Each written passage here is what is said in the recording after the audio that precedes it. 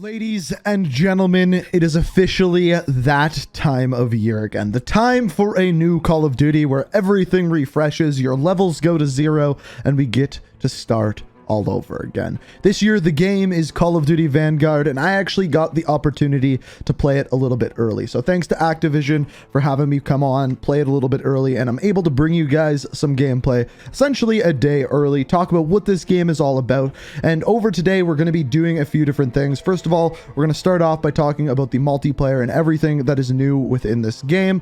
On top of that, later today, we are going to be going over all of the weapon camos, and a lot of you who are subscribed to the channel are probably wondering about the story. So here's what we're going to be doing with the story. I actually didn't play it early. I waited, and I'm going to live stream it today. Today at noon Eastern Standard Time, 12 p.m. Eastern Standard Time. I'm going to be hopping on, playing through the entire campaign. So if you want to check that out, my Twitch is linked down in the description. And then on Saturday is when we are going to start the story/campaign videos on the channel. We'll be starting that off with the main campaign, and we'll be diving into that on Saturday. Give you guys a little bit of time to play the game if you want to avoid spoilers. Miss that video. But as for this video, we're going to be looking at Call of Duty Vanguard, everything that is new with it, fresh new gameplay on new maps, everything in between. So without further ado, this is Call of Duty Vanguard. So to start the video off, I'm actually going to start off in the menu showing you everything new that has been added since the beta. As far as playlist goes, I don't think this is something we need to go into too far within this, but we will take a look at all of the maps in a second here. Now, next up we have weapons, your loadouts, kill streaks, field upgrades. Your loadouts are interesting. We've already talked about this. You can have 10 attachments on your weapon. However, what is new here is the customization. So you can have a customized reticle, charm, sticker, just like other Call of Duty games. However, the camouflages are new. We're going to go into these in their own separate video later today, including the completionist and mastery camos. On top of this, there are zombies camos as well that we will dive into as well as various different weapon challenges. Aside from that, the other thing that is new is, of course, various different new weapons. So to start off with the assault rifles, the automaton is new. The other ones that you have mostly used during the beta, but you have the AS-44 as well as the Volkssturmgewehr, which wasn't available and is one of the last weapons that you unlock at the final level of 55. Ranking goes up all the way to 55, and then the other progression is going to kick in like we saw with Black Ops Cold War. With SMGs, the new ones that we have here are the Owen gun, the Type 100, and the PPSH-41. The shotguns, the revolving shotgun just got a new name, but on top of that, we have the Gracie auto shotgun and the double barrel. In the LMG category, we have the Type 11 and finally the Bren. And then in the marksman rifles, we have the SVT-40 and the G43, aka the Gewehr. For the sniper rifles, I believe the new one here is the Type 99, but I'm not 100% sure. And then, of course, we have the Riot Shield as well. As far as pistols go, the top break is the revolver, and the Klauser is the other new pistol as well. The other ones we have already seen.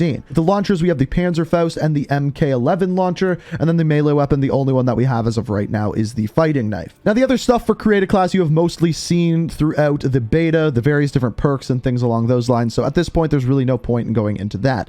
As far as kill streaks, though, we have several new kill streaks here. First things first, we're going to go through all of these. We have Intel, that's your personal UAV. Care package, that can randomly give you various different kill streaks.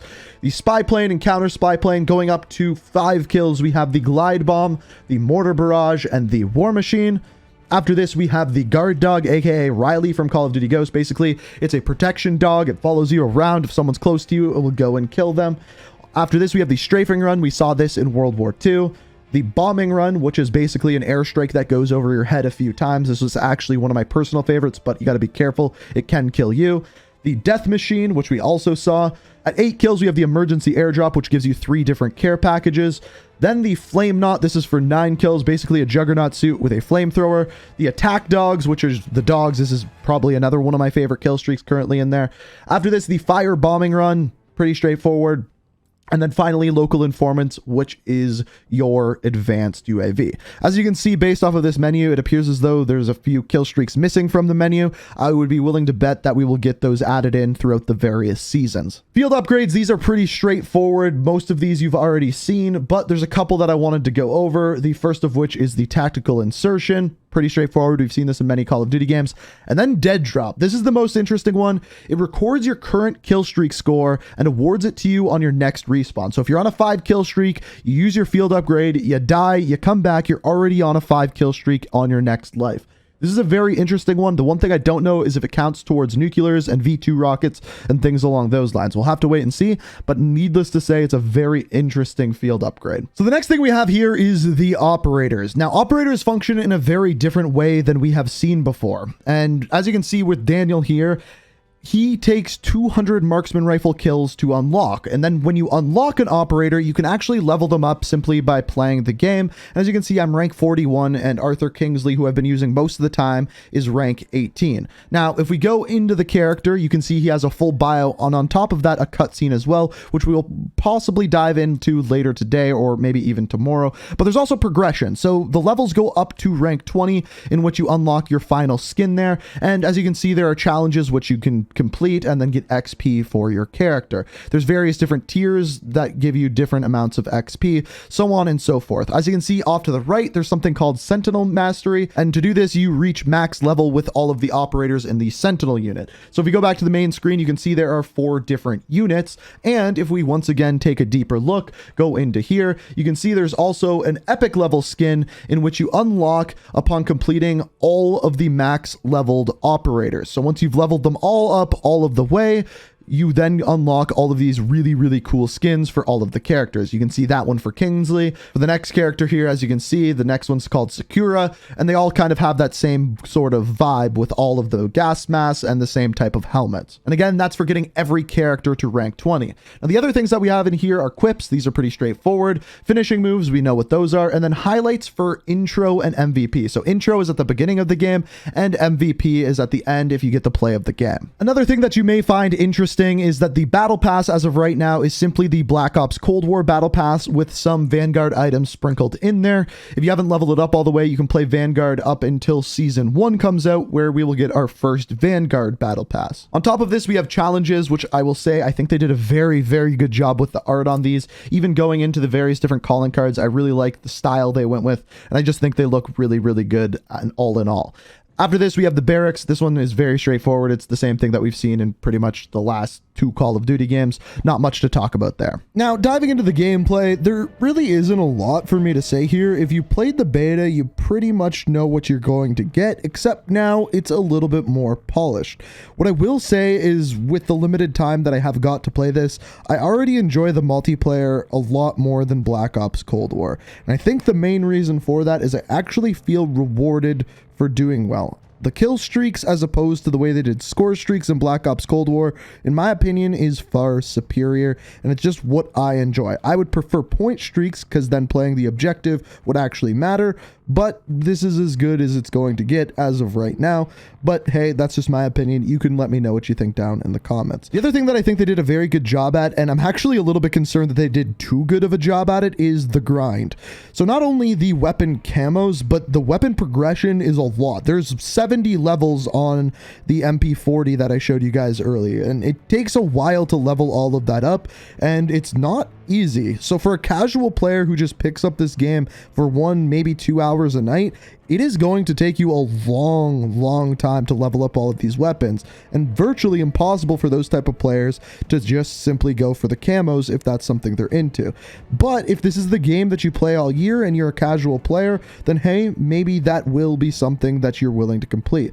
But personally, as someone who plays the game a lot, that grind is very good. I just worry that it's too much for your casual players and will actually deter some people from playing the game. Again, let me know what you think of that down in the comments. The other thing that I really enjoy about this game is the gameplay feels good. It feels like Modern Warfare. It feels 1-to-1 ratio with what you do on your controller. Your character actually does. There's a million different settings that you can change the way the game looks, feels, sounds, and that's great as well. So those are all big positives. As far as my overall opinion of it, that's going to take more time. Call of Duty is a game that you can't just play a few games of and then have an opinion on.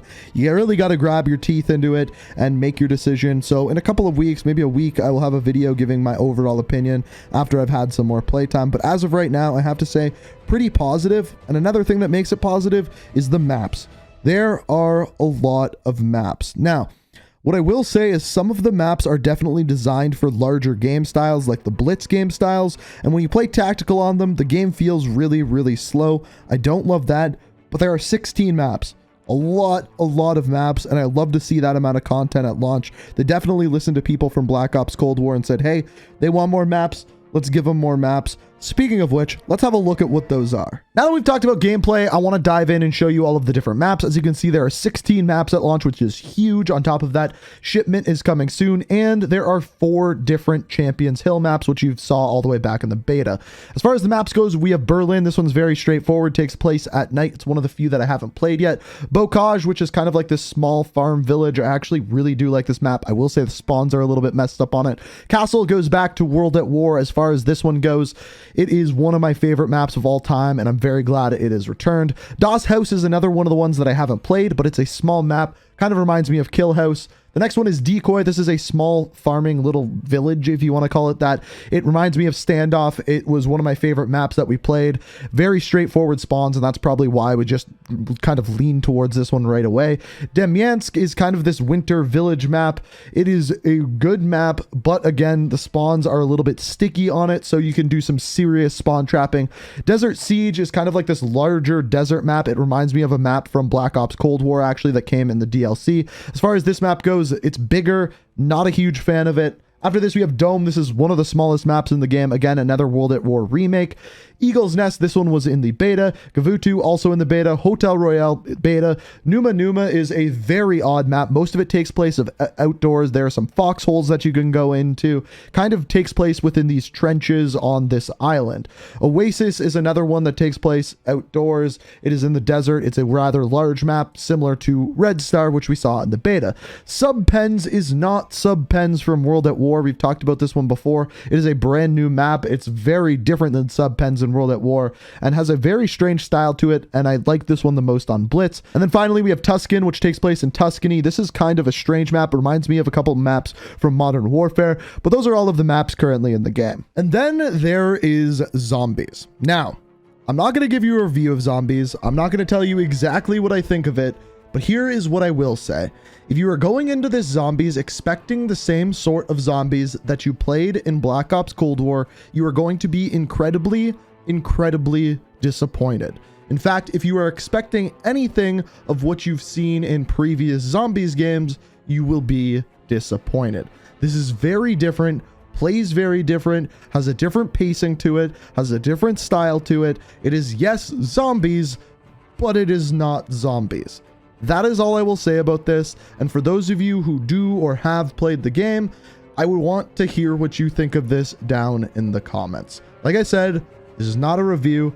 I just want to hear what you guys have to say about it. I'm not going to spoil what the gameplay is all about. I'm not going to spoil any of that, but I want to hear what you guys think. So once you get your hands on the game, once you play it, come back to this video, let me know. I'm very curious. So ladies and gentlemen, that is Call of Duty Vanguard. That's everything new, everything I wanted to tell you about in this video. At this point, it's up to you guys. I'm curious what you guys think of the game. What do you think of the gameplay that you've seen so far?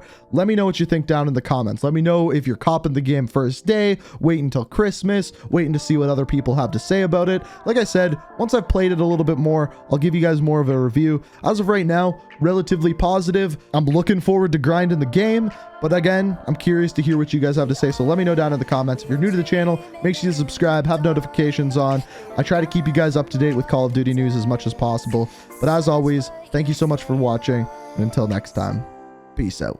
We are